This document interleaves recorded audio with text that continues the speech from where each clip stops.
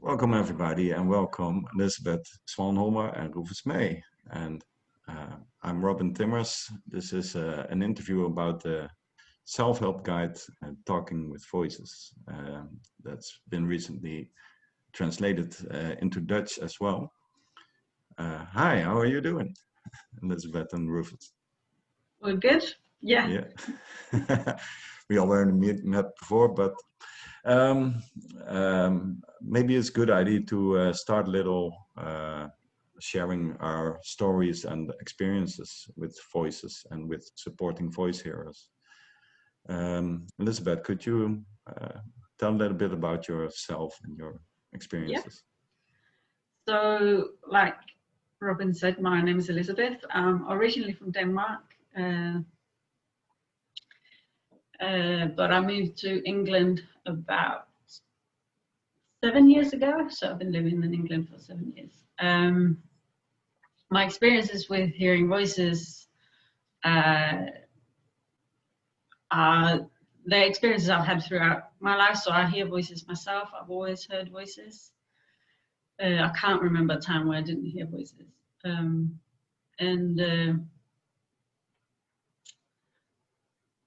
I've both had very supportive voices, and I've also had very challenging voices. I've also had experience of using mental health services, but that was not because I heard voices. But obviously that became part of my mental health history, because when you're using mental health, if you don't keep quiet about hearing voices in the mental health system, it becomes an issue, it seems. So even though I sought help for other things, the mental health professionals I met seemed to become very preoccupied with my hearing voices experiences. And there was a lot of tension around that for a couple of years until I met the Hearing Voices Network in Denmark and became involved in the Hearing Voices project in Denmark. So, and that was kind of, so even though I'd always heard voices, I'd never really, there was a lot of the ideas in the Hearing Voices Network that were familiar to me, but not only because as a child, I'd naturally engaged with voices and had quite a lot of interactions with the voices and beings that I heard. And coming across the Hearing Voices Network was really exciting because it was like returning to something I knew as a child, and then felt that I lost when I realized that other people didn't hear voices. And I realized that the majority of the world around me saw voices as a problem or something to keep quiet about. That was what it was like throughout my teenage years. That was the sort of, I felt very alone with my experience, and yeah, it was just very exciting coming across the Hearing Voices Network and returning to some of the ideas that had come naturally to me as a child. So I came across the Hearing Voices Network in 2005, and since then I've been involved in hearing voices stuff, and yeah, I feel quite passionately about it. Yeah, thanks. Yeah, Rufus, would you like to share your story? So shortly after I was 18, I went a bit crazy, and I had lots of powerful beliefs, and they really perhaps they were to protect me, because my life was quite depressing. So it's almost like my mind decided, rather than believe in this depressing reality, it created a more exciting reality where I was a spy, an apprentice spy, and I had to deal with the KGB and MI5, and I had to discover what my mission was, and I had a hotline to God as well. And so I had all these powerful experiences, and I did get a lot of messages coming at me from the environment, but not as voices, but more as like signs and words on advertising hoardings, or randomly opening books, I was getting messages in that way. Radio. The radio and TV seemed to be responding to my thoughts. So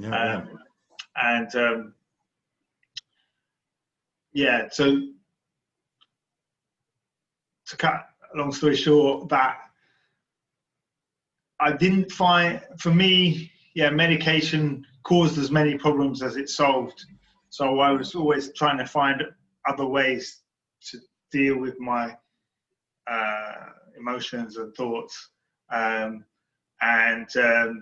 found creativity really helpful. So I was in hospital 3 times, and I was on medication for about a year, and then I managed to come off medication and find other ways to remain unsectionable. Just about. So since then, I've had a real interest in the experience, because I always felt the experiences were meaningful, but no one they just seemed, the professionals saw it as just mental illness. It was just random events caused by, chemical imbalance or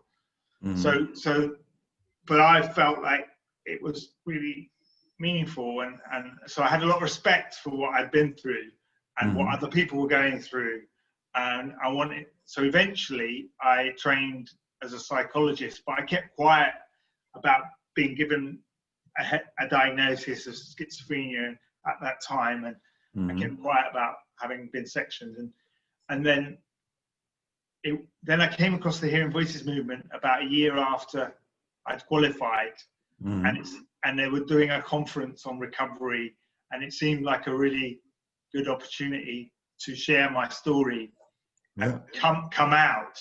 Yeah. So, when was this, Rufus? This was in 1999. Oh, all right. Yeah. It's 20 years ago, and that's where I met people from the Hearing Voices movement. I felt like I'd come home a bit, because of the values of valuing people's experiences and seeing them as meaningful, and not being so afraid of madness or psychosis or whatever we want to call it, and giving it more respect by using terms like hearing voices and having curiosity about it. And so about a year or 2 later, I started facilitating Hearing Voices groups, and have been doing so ever since. I learn a lot.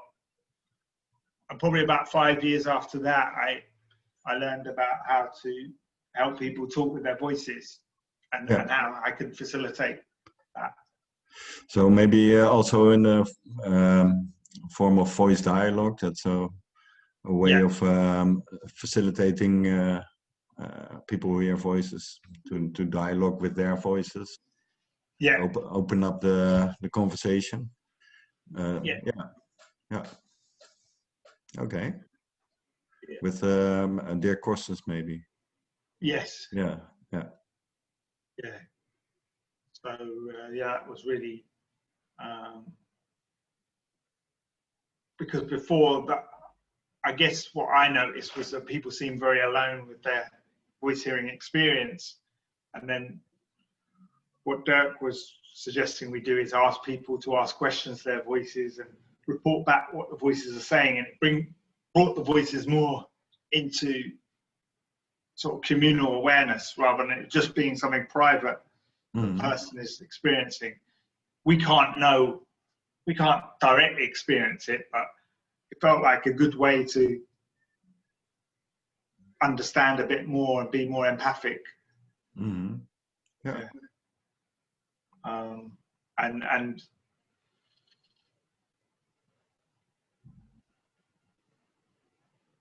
we wanted to create a guide. I don't know if I'm going too quickly, but we wanted to create a guide that's for voice hearers. So a lot of the training, including training we provided, we'd mainly get professionals coming along to about dialoguing with voices. So we wanted to create a guide that for voice hearers, and we thought, what about having training for voice hearers? You know, how to talk with your voices. Yeah.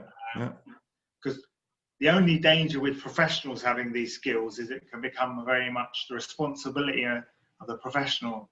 Yeah. It can become like a specialist intervention. Yeah. But voice hearers have been talking with their voices for thousands, hundreds of thousands of years. You know. Yeah, as long as there are voices, there are probably conversation with voices. Yeah. So let's honour that and get back to supporting that. You know, as a community, rather than it becomes this specialist therapy that only highly qualified people can do. I have one more question. You both have an interest in empathic and compassionate ways of communicating, like non-violent communication as well. And some of these approaches and ideas, they found their way to the guide, right? Yeah. I think for me, I came across, when I joined this Hearing Voices project in the town I was living in Denmark at the time, I very quickly went on the Talking with Voices training with Dirk Korstens and was introduced to voice dialogue ideas. And I remember one of the sort of there's two things about the first couple of months where I was introduced to the Hearing Voices Network and to the Talking with Voices approach and to voice dialogue. There's two things that sort of stood out, and that was a realization that all of this was going on inside me, all these experiences I was having seemed to be all about communication. It was all about something wanted to communicate something to me. It was all, so it's a communication from that angle, but it was also about this inner communication I was having with the voice, but also with myself. So how am I communicating? How am I relating to my experiences, to what the voices are saying, to myself and to other people? So I had this sort of like, oh my God, this is all about communication. It's all about how we communicate and how we can make choices in our communication. Another thing that stood out for me very early on was the attitudes of the people I was meeting who was interested in these approaches. And there was Trevor Isles, who I worked with in Denmark for many years, and Dirk Korstens and his partner, wife, Lynn. And the attitude that sort of struck me was one of compassion. This sort of really taking a genuine interest in the person and in the experiences and in the voices. Being curious, being empathic to the distress of the person who heard voices, but also to whatever was going on for the voices. So it wasn't just, it wasn't biased. And that's always stayed with me. There's sort of like, there's an attitude, there's values here, and there's an attitude here that I think we can cultivate in ourselves and in each other, and which makes life easier, when you're going through distressing things. So for me, I'd already come across nonviolent communication before I came across the Hearing Voices approach. So for me, it just made sense to use some of the nonviolent communication ideas to learn, to how to talk more compassionately, how to cultivate compassion within myself and in my relationship with the voices. Yeah, beautiful. Yeah.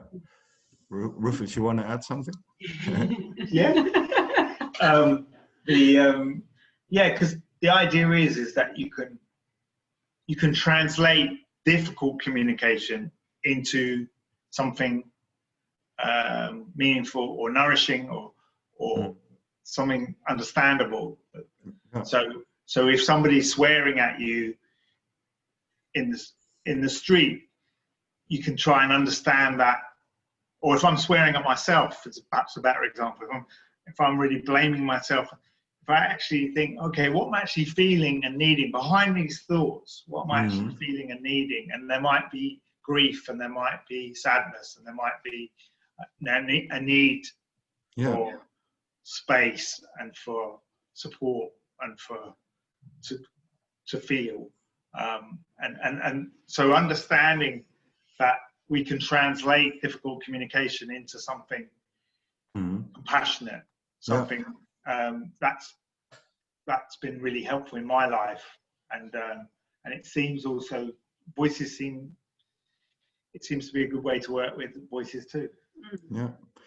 Yeah. I think I feel about feelings and needs. It's about nonviolent communication. Yeah. For me, that was a real eye-opener when I delved more into nonviolent communication. The idea that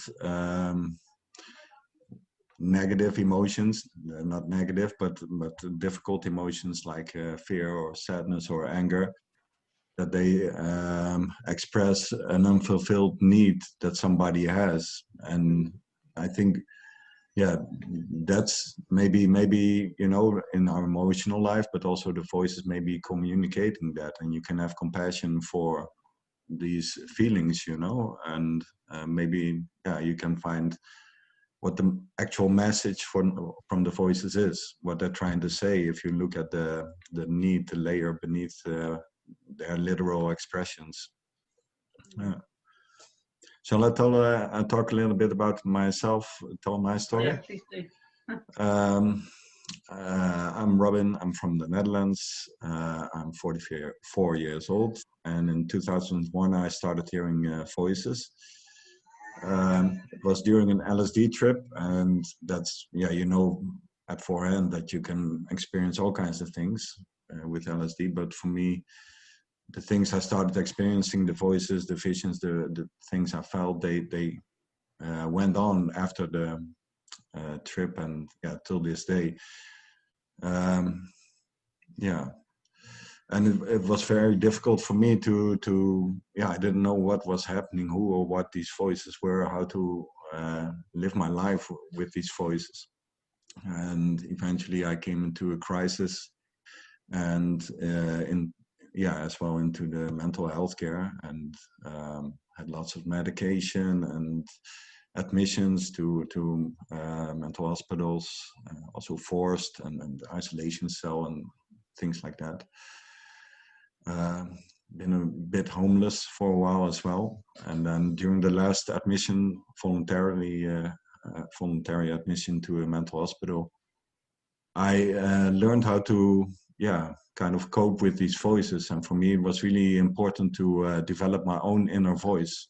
For years it was like a one direction of voices telling me all kinds of things, and I didn't have my own inner voice. I couldn't find it. I didn't know how to respond. And actually, as a kind of side effect of praying a lot, I started praying because I felt like I experienced all kinds of spiritual bad guys. I'm going to ask the spiritual good guys for help. When you pray a lot, you talk a lot inside, actually. And I found out, hey, I developed my own inner voice, and now I can start talking back to the voices. So it was a little bit more two-way traffic from then on. I also found out I could block the voices out if I speak my thoughts inside. And it helped me to get more grip over my head, to make my own decisions, to choose the thoughts and values that I wanted to focus on and think about. And I also started talking a lot with myself. I decided to become my own best friend and talk with myself like, hey, Robin, how are you doing? And try to coach myself, or if I was afraid, try to soothe myself or calm myself.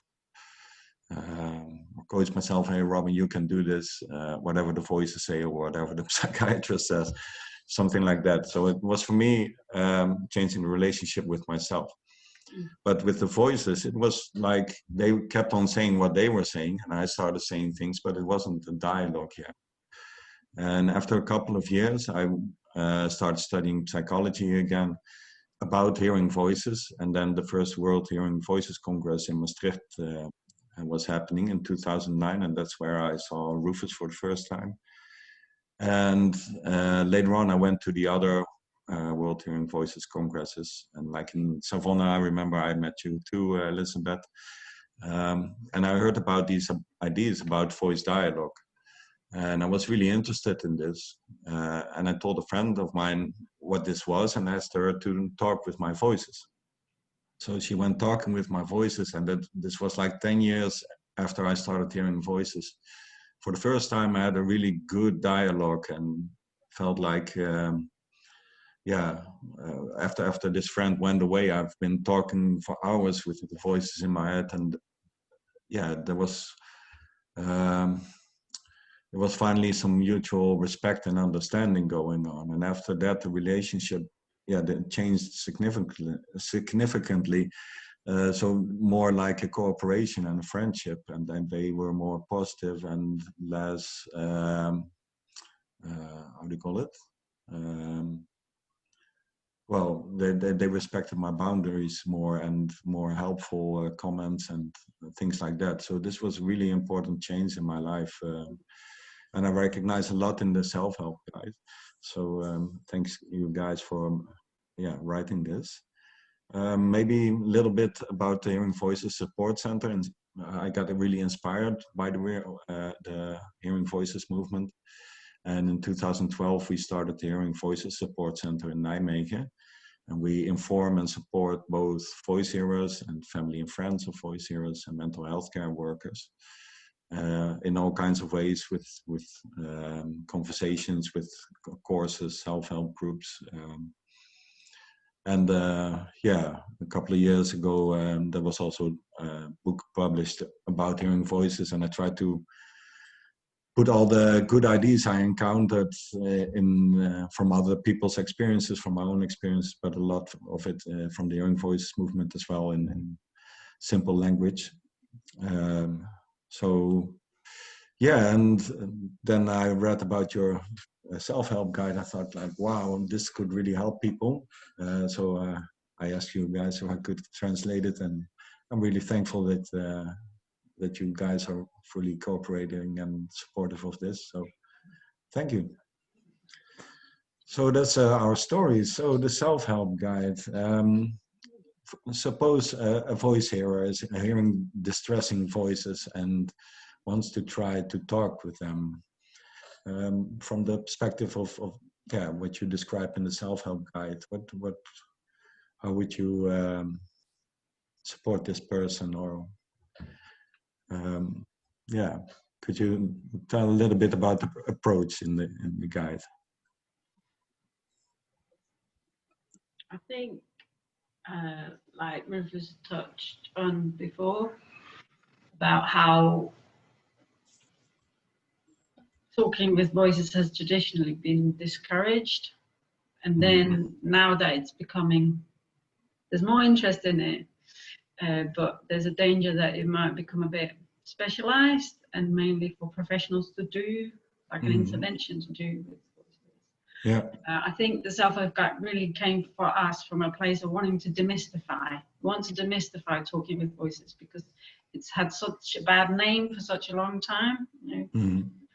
Talking with voices has been seen as, you're really mad if you're talking with the voices you hear, then it's really gone, you're really over the edge then. If you're a person walking over a street and shouting to somebody that's not there, people think that's the standard view of somebody who's mad or something. Yeah. Which I've done a lot in the past, by the way. But we really want to reclaim that talking with voice. You want to demystify it and also make it more of a communal responsibility to believe that it's okay to talk with voices. That it's okay for a person who hears voices to talk with the voice. It's okay for their friends and family to talk about the voices with the person, but also to the voices if they want to. Yeah. And it doesn't just have to be something that happens in a professional, separate space where it's supposedly safe, but somehow. So it's like an emancipation of both hearing voices, of talking with voices, and of the voices themselves. In and a way. Bringing responsibility to all of us. That this is a responsibility that all of us carry to make it okay to hear voices. That I was thinking this morning that in some ways it's a bit like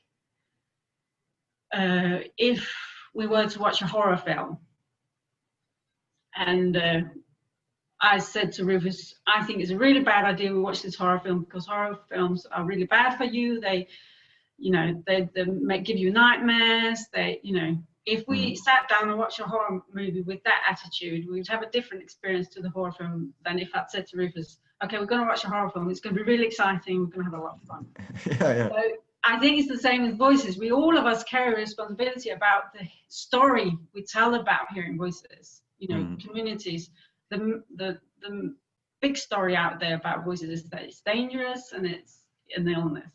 Yeah. And if we could change that story, so that for me, the self-help guide is part of trying to change that story. Is that voices, you know, is not necessarily a bad thing. It can be distressing, but we can all tell a different story about it so that it's not so scary for the person.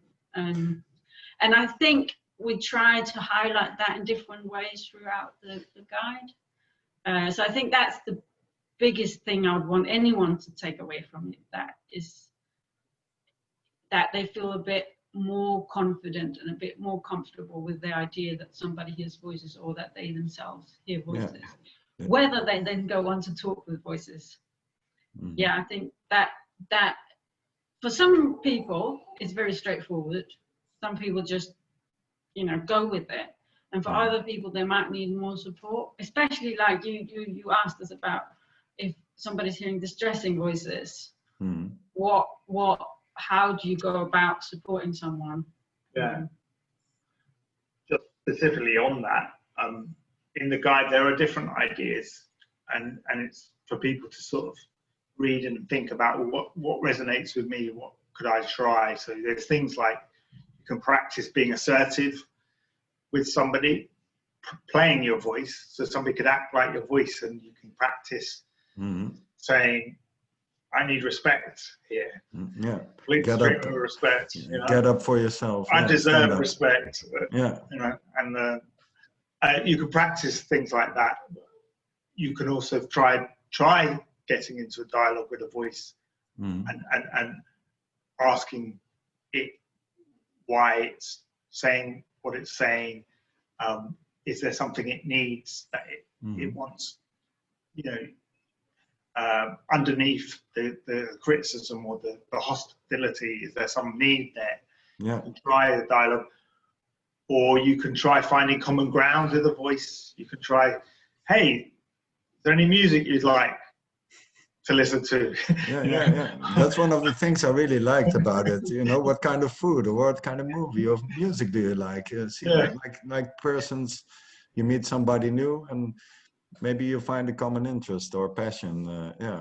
Yeah, I mean, that's what I do with my neighbours. I don't focus on politics. I focus,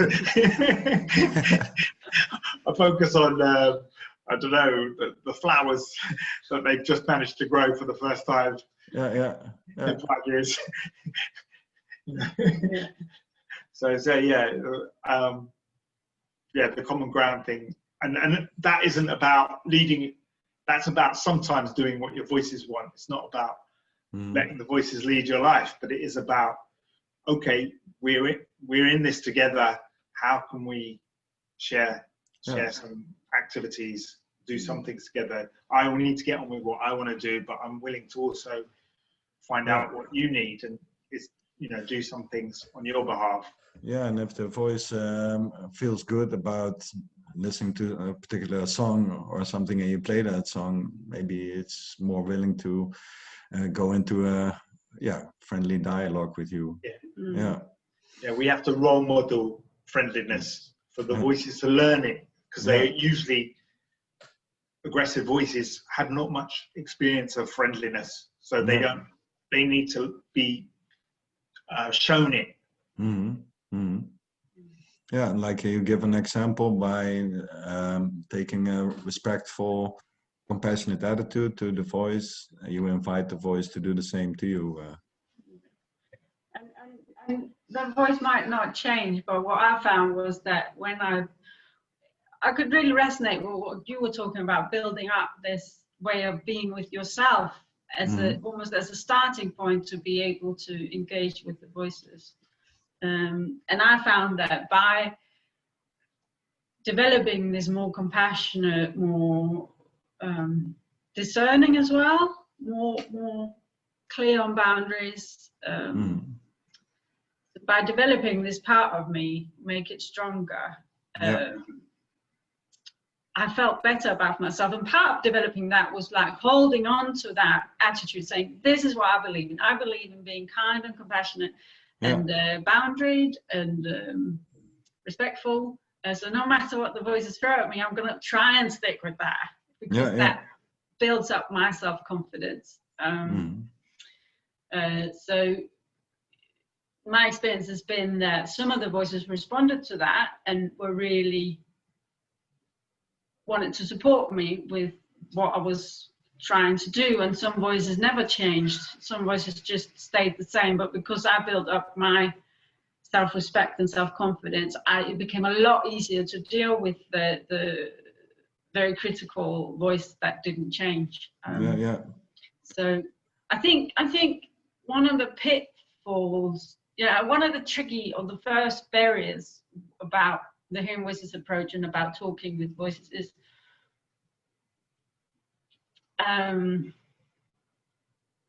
that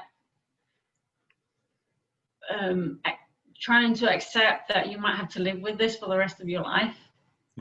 If you approach this work with the desire to get rid of voices, it's very hard not to end up in a battle.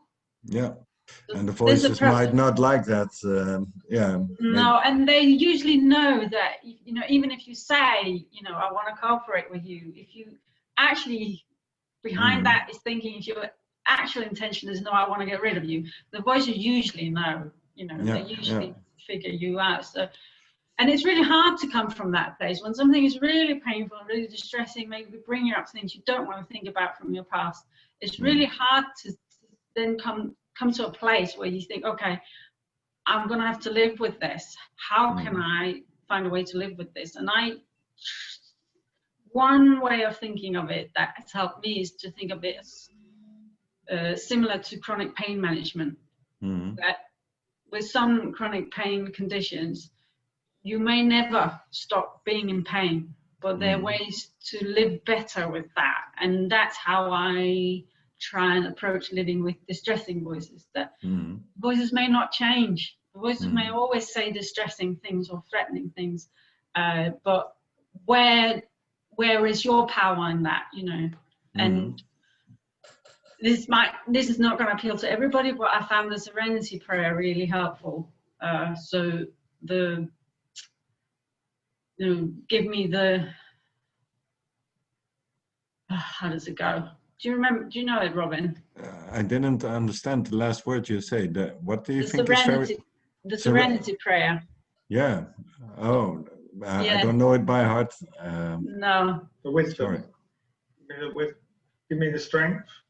Give me the strength to change the things that I can change. Oh, Give me the courage to leave, to kind of let go of the things that you can't change, and the wisdom to know the difference. There's some things we can change, and there's something we can't change. But focus on the things that we can change. And for me, it was about myself and my own attitudes and my own skills. How could I build skills and confidence and all of that? Those are the things that I could change. So I think the first barrier is kind of like approaching this with acceptance, and that can be really tough. It's I guess it's the same when you have a really big conflict with a neighbor, and you don't want to talk with the person because you had so many fights with him, and maybe even aggressive, but doing nothing ain't gonna change the situation that much. And maybe if you talk with the neighbor, you find out what's behind what their unfulfilled needs are. Maybe they have a lot of problems in their life. That's why they act so aggressive, could be like that. So it's something, when it's negative, maybe it's a natural reaction to avoid it. But maybe if you approach it in a compassionate way, you both can find out something and learn something and change the relationship for the better. Yeah, and going to Hearing Voices groups or online Hearing Voices groups, or and having community that support you with this, I think it's really helpful. It can be tough on your own, and if you've got family members or partners who don't want you to talk about the voices, and they just want you to take your medication, and they want to get rid of the voices, that can also make it difficult to do this kind of make this change in how you're trying to work with your voices. So it's trying to get everyone on board. Hopefully family members could read the guide, and that could help them imagine a different way of, you know, a more accepting approach to the experience. Yeah. I want to ask you later about whether you have some advices or tips for family and friends, or for mental health care workers, how to support a person that wants to get into a dialogue with a voice or with voices. Right. But first, I'd like to focus again on voice hearers if they want to go into a dialogue. What I found very useful in your guide is that you have very practical advices, like the preparation before to really get into a self-confident and grounded, calm mood, and then prepare what you're gonna want to talk about, and set a time limit maybe, so you can you can hold yourself to that. So these kind of practical tips I really like. Maybe you can talk a little bit about these things for practical. If somebody wants to talk with voices, what are good things to take into consider?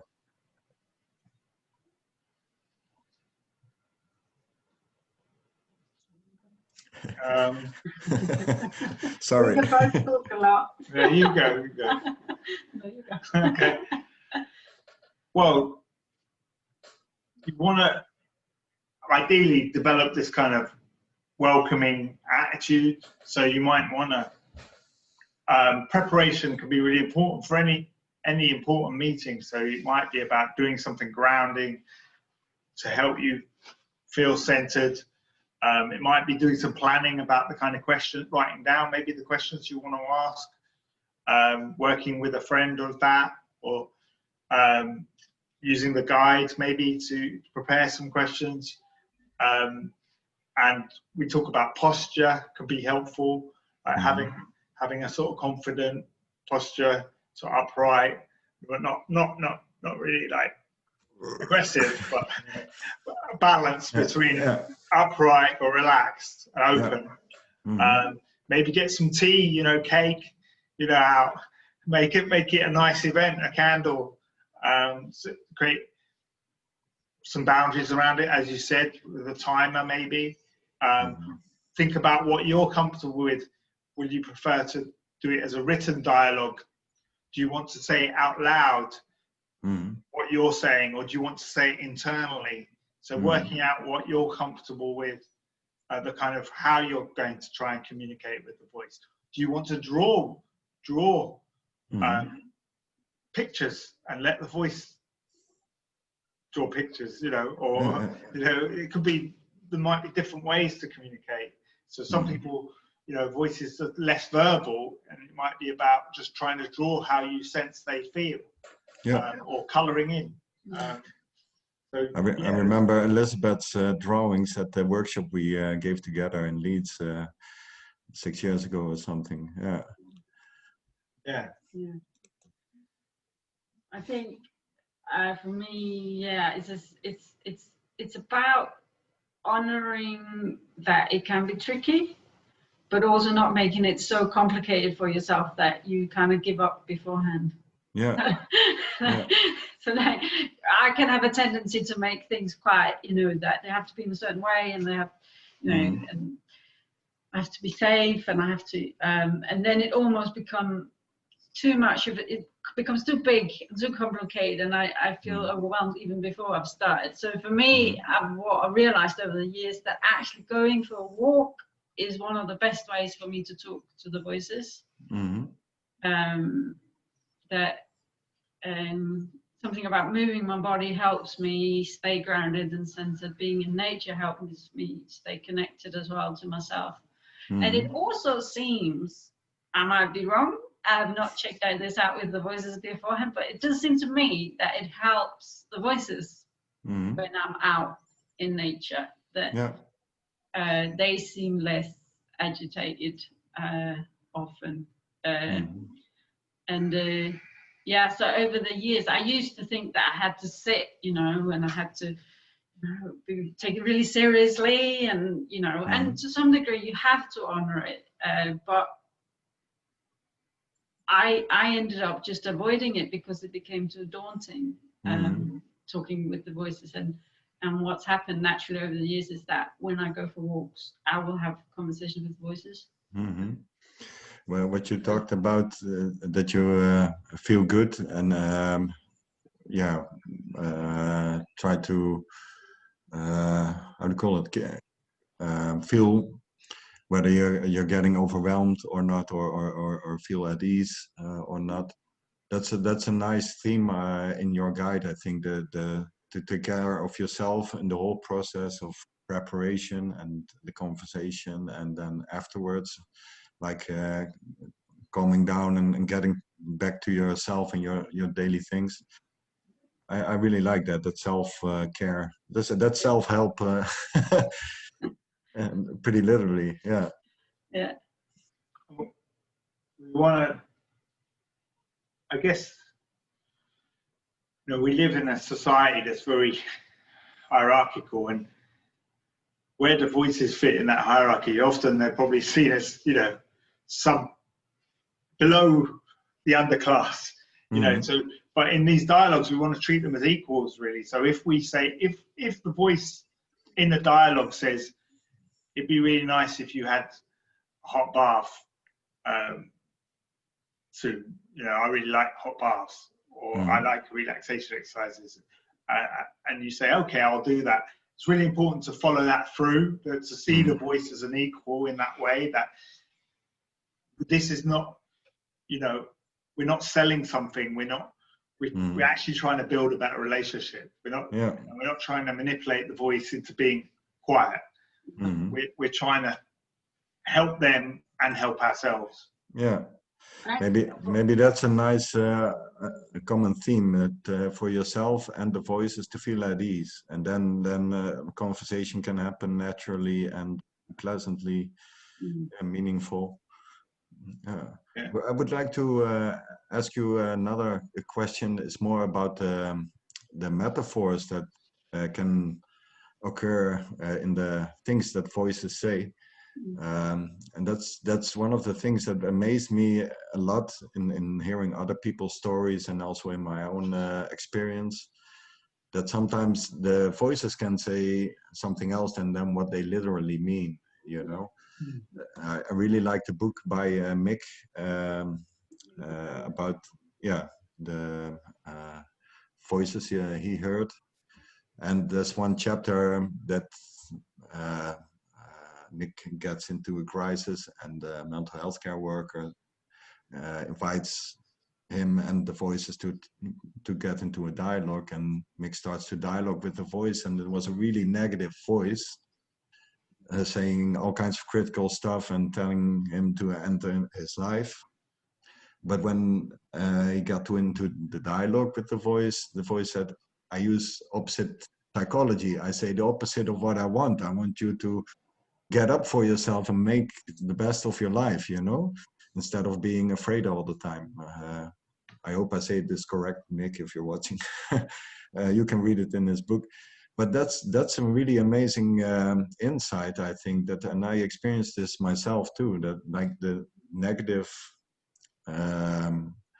things that voices say, that they have a symbolic or a metaphoric meaning to it.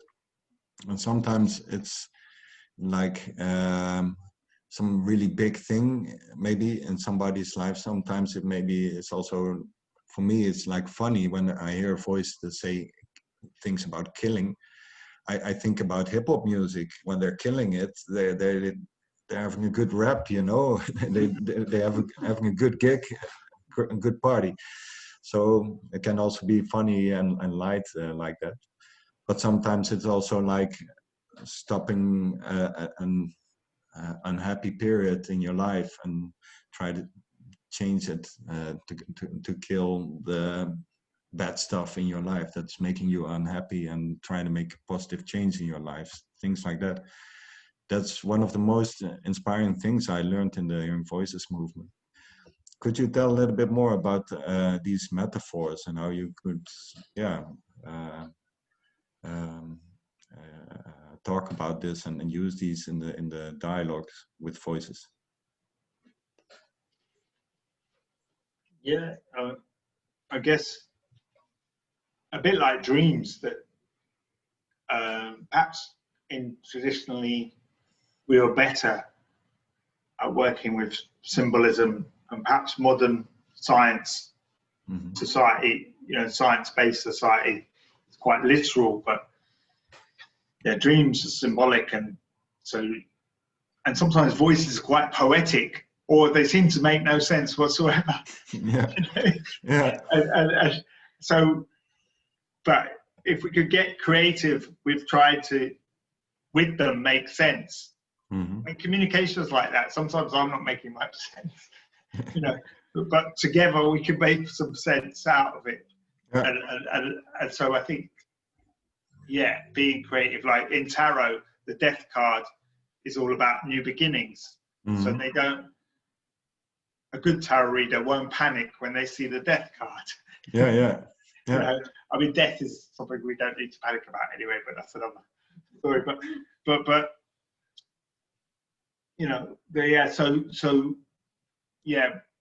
thinking about and talking poetically with voices, perhaps getting into it with them if they like poetry, maybe reading them poetry, but also giving them credit. You're quite poetic, and dancing with that creativity that sometimes voices bring. They might be coming from the more creative part of consciousness. Often, many seem to be. Same with making music. I've had some experience with hearing music, and I know a couple of people who hear voices. Most of the time they're really negative for them, but when they make music, the voice become really enthusiastic and positive, saying like, hey, you're really good at this, and you're gonna break through. Vincent Vierstra wrote this in his book, The Magier. Yeah.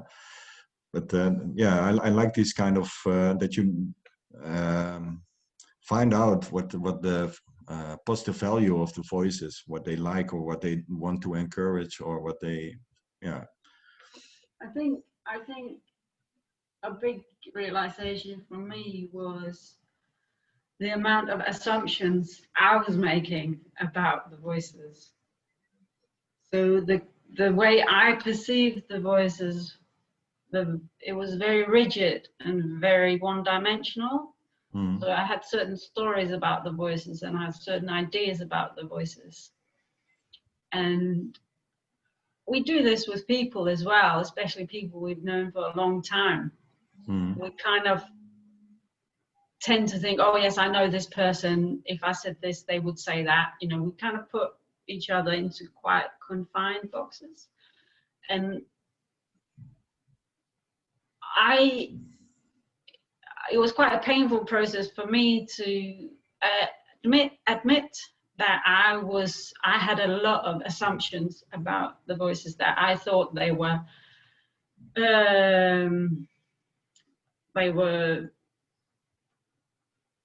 just there to annoy me, that they were aggressive, they were offensive, they were just bullies, and I had to kind of let go of my ideas of what was wrong and right, and what was okay and what was offensive, and just be open to what they wanted to be. and kind of, give them free rein. So it's a bit like with my mom. So obviously I've known my mom my whole life. Yeah. And growing up, she was a parent to me, and she I only saw certain sides to her personality because she needed to, be a good mom. And as I became an adult, I realized that my ideas about my mom were very kind of, and we were caught, her and I were kind of caught in me being a rebellious teenage daughter, and we would argue all the time. And I thought, well, actually, I know that there's a lot more to my mum than just this that we keep doing. And I kind of just had to let it go and be more curious about my mom, and be more patient, and be more, give my mom some freedom to be more what she is. And I found the same with the voice, and it was amazing when I let go of my assumptions. And for me, this links in with the metaphors, because if I assume that I know what somebody is saying with if they say the word, I'm pissed off with you. If I can assume that I know what that means. But if you take a step back and say, what does that even mean to you? Just because we talk using the same words doesn't mean that the words mean the same to us. But it's hard. It's hard. You have to sort of find a certain level of humility and patience and openness. And I felt ashamed when I felt a lot of shame about how I had seen the voices and treated the voices, and I had to get over that as well. My own sort of limitations and my own role in how bad the relationship had become. Like I had not been very nice to the voices for many years, and I had to admit that. Maybe for me it was the same too. I don't know exactly, but when in the beginning, in the first few years when I struggled with voices, I had a very negative view of most of the voices, and I was very afraid of them as well, and I experienced them as bullies. But maybe one of the reasons why they were negative was because I was thinking they were all wrong, and they say, hey, hello, we're not all wrong, or we're going to show you some wrongness, or What the voices said to me was, well, you could only hear us when we were saying these things, because those were the things you were expecting from us. We were saying other things. You didn't hear it. We were trying to be more nuanced and more, but we couldn't get through to you. This was how we could get through to you. But so they were saying, we basically want to connect with you, and this is the only way we seem to be able to connect with you. So so holding some of that responsibility is a bit. We can talk for years probably about this subject. Maybe one thing I really would like to talk about a little bit more is about setting your boundaries with the voices. When people are struggling with voices, I mean, at least for me, it was like I was dealing with it and I'm being afraid of it in the beginning, like 24/7, and one of the ideas in the guide is to make time for the voices, but also make time for other things in life. And in the conversation, setting your boundaries from, hey, I don't like it when you curse at me, or when you call me these negative things, that you be assertive and get up and stand up and set time limits. I think that's that's a thing I would like to talk with you guys about this, because for challenging voices and people who haven't never done it, it may be something really scary. And I think this is an empowering aspect of your guide. So about assertivity and setting boundaries, can you talk a little bit about that? Yeah. I guess in parenting too, like setting boundaries can actually make children feel safe. So it's an important life skill, but we may not always have had very good role models growing up. So so we might need to learn it. So it's something to practice. So we suggest one way to practice is to, with a friend or a supporter, to role play what the voice says. So voices often say things that throw us, that make us feel overwhelmed, or presses our buttons because they want to be heard.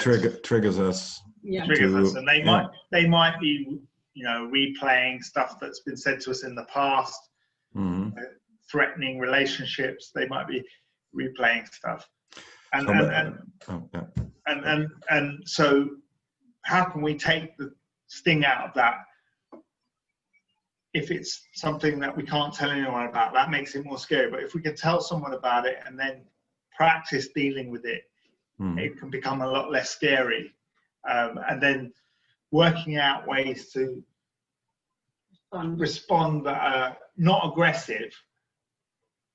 They're firm but fair. So you're saying, you're telling me, you know, to kill myself, but I've thought about it, and there are several reasons why I want to live. So I want to live, you know, and then the other person keeps. So we might practice. Elisabeth telling me to kill myself, and me saying, "I've chosen to live. I'm going to do my best to live. But thanks for your advice. But I want to live." Okay. Whatever. You have to work out the words you're comfortable with, but just practicing it. Or if the voice is calling you, you know, you're a faggot, saying, well, that's your opinion, you know, maybe part of me is gay, but I'm comfortable with me as I am. And so the voices are often bringing up stuff we need to work on. Before we do this, we might need to work on it and think, well, why does it make me uncomfortable to be called a faggot? And what can I say back that I'm comfortable with, you know? And it might be, you know, I love myself. I love myself, and I don't like that language. You know? I love myself just as I am, you know. And then Elisabeth says faggot again, so we get to practice it again and again and again. Get more comfortable, so that the voice can then become a stimulus for us saying positive things to ourselves as much as to the voice. I like that you mentioned that the voice may talk about something in the past. As you and I know, traumatic experiences can be a really important cause of voices, but also the voices tend to talk about these things and sound like the people involved in the trauma.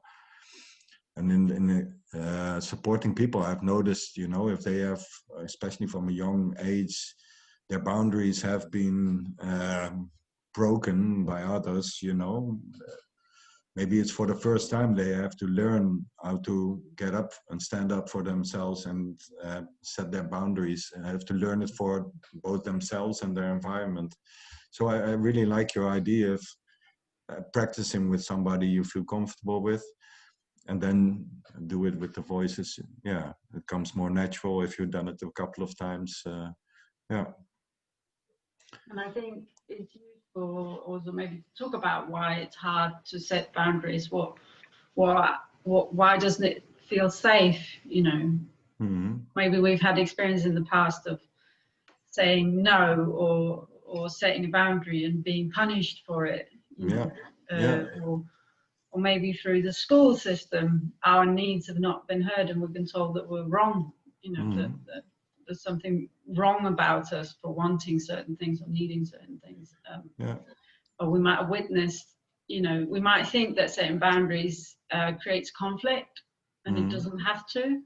So we might think that we hurt other people when we set boundaries, that we are rejecting them. There's can be loads of reasons why setting boundaries is hard, and it can be helpful to explore that either with ourselves or with somebody we know and trust.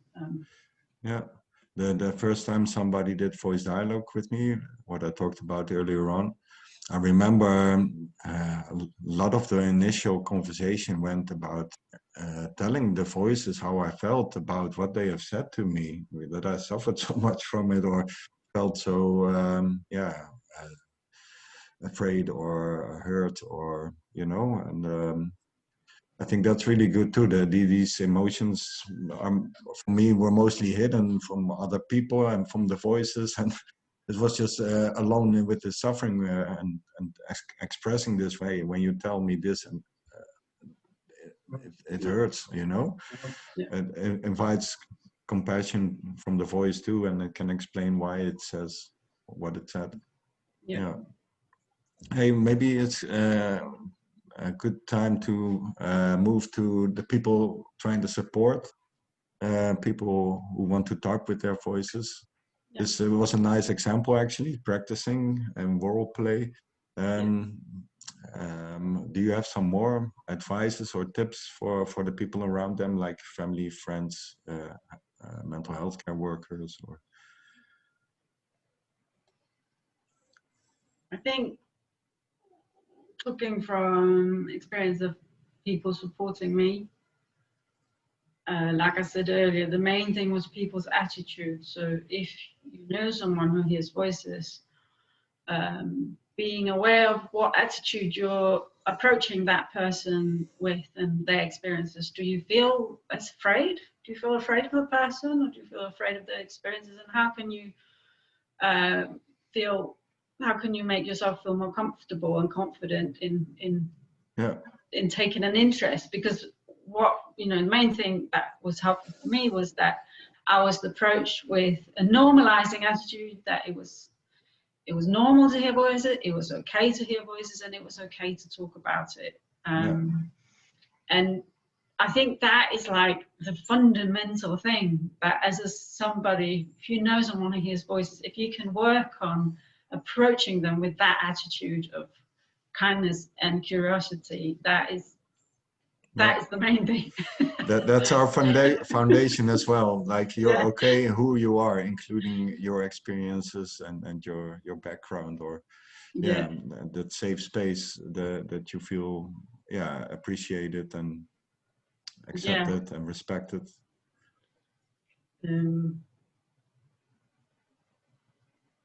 Maybe and sharing. I think also what has been helpful is when people share stories.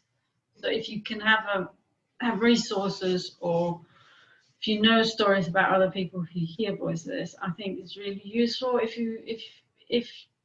one of the really difficult things about hearing voices is that you feel so alone with it. So if somebody can tell you about how other people have experienced it, because I think for a lot of people, not for everybody, for some people, finding the words to talk about the experience. So if you know someone who hears voices, you can't expect them to know how to talk about the experience, because they may never talked about it before. They don't know how to talk about it. And they might be scared of the what's going to happen if they talk about it, whether the voices are going to get angry, or you are going to reject them, or you're going to get them sectioned and taken into hospital. And the voices might be really scared as well.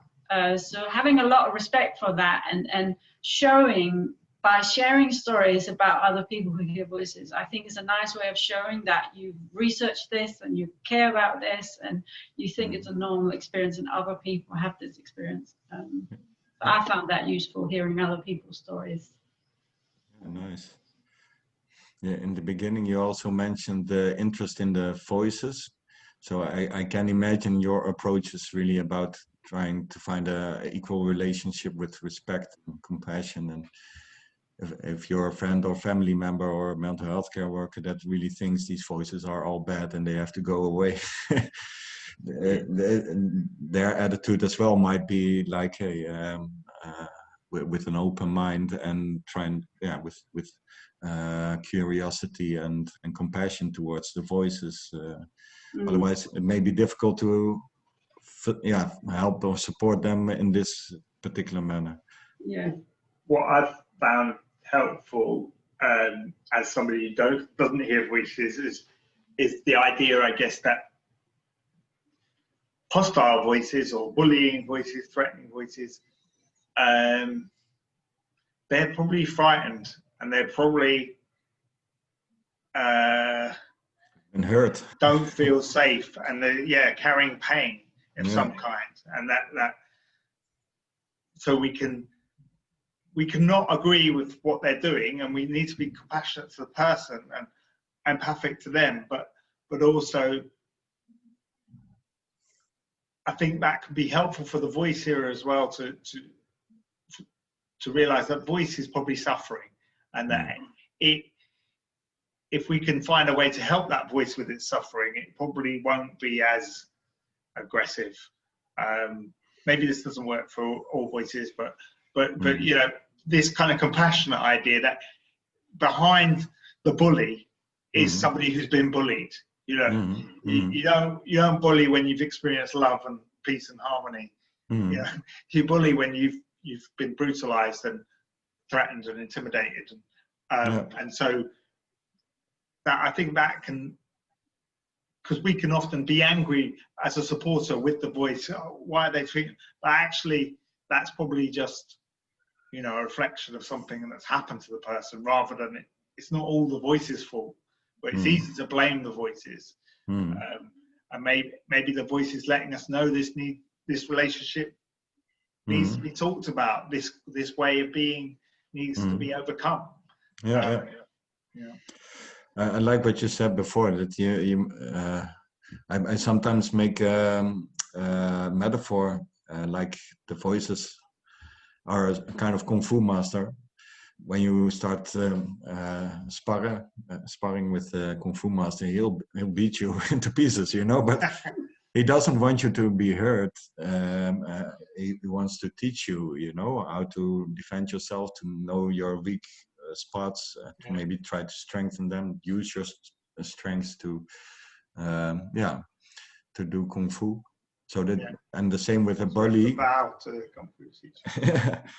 It's the same with a bully. It's a way to practice how to interact with that, or with voices that say scary things. Like for me, I see them as like they're trying to test you.